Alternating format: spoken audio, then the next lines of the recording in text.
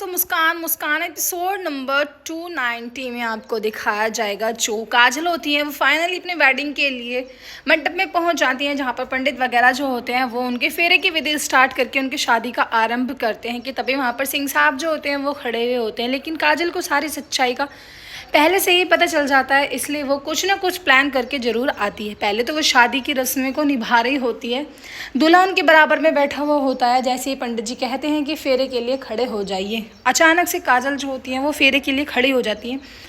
जैसे ही वो खड़ी होती है कि परिवार वालों के होश उड़ जाते हैं उन्हें देखकर। काजल कहती है कि अब तक तो मैं पिंजरे में रह के ही खेल रही थी, लेकिन अब शेरनी को बाहर आना पड़ा। क्यों बुड्ढे, तूने तो मेरे कमरे में कैमरा लगाया था ना। वो इस तरीके से बात करने लगती है जब परिवार को बहुत अटपटा लगता है, और अपनी पिस्तौल को निकाल के वो दूल्हे की तरफ को तान लेती है। कहती है कि चलो चलो जल्दी से फेरे लो और मंत्र पढ़ो। पंडित जी होते हैं वो भी घबरा जाते हैं, उन्हें भी वो धमकाती है। कहती है कि अरे पंडित, ये क्या मंत्र को मार रहे हो तुम, जल्दी जल्दी करो ना, क्योंकि ये शादी जल्दी से होनी चाहिए। और इतना कहकर वो चिल्ला के गायत्री को वहाँ बुलाती है। कहती है कि अरे वो जुड़े वाली आंटी कहाँ है, और फिर कहाँ है वो नचनिया। इतना कहकर वो मुस्कान वगैरह को बुला लेती है। मुस्कान और गायत्री जो होती हैं वो वहाँ पर आ जाती हैं।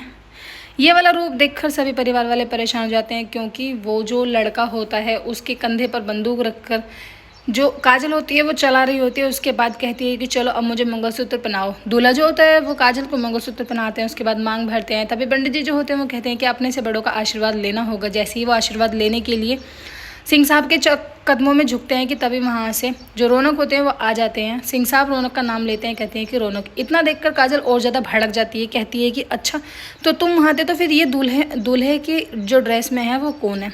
जो सुजोय होते हैं वो अपने फेस को दिखा देते हैं। सुजोय को देखकर जो काजल होती है वो घबरा जाती है। सुजोय सबके सामने कहते हैं कि काजल अब मेरी पत्नी है, मेरी जिम्मेदारी है, अब इससे सारे बदले जो है वो मैं खुद से चुका लूँगा। अब किसी को कोई टेंशन लेने की ज़रूरत नहीं है।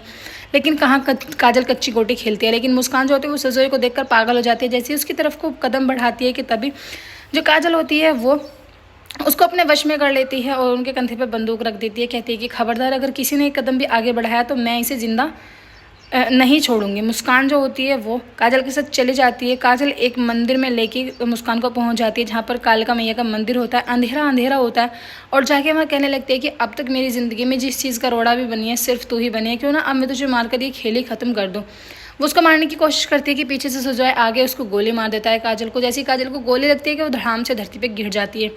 सुजोय और मुस्कान जो होते हैं वो आपस में बात करने लगते हैं, क्योंकि मुस्कान जो होती है वो बहुत अच्छी फ्रेंड होती है सुजोय की। जैसे ही वो उससे बातचीत कर रही होती है कि अचानक से काजल उठ जाती है और उठ के गोली मार देती है सुजोय को। सुजोय की ऑन द स्पॉट ही मौत हो जाती है। इतना कहने के बाद काजल जो होती हैं करने के बाद कहती हैं कि अब मैं तेरा भी किस्सा ख़त्म कर दूंगी, तभी मुझे जो है रौनक मिलेगा। लेकिन वहाँ पर तुरंत रौनक आ जाते हैं।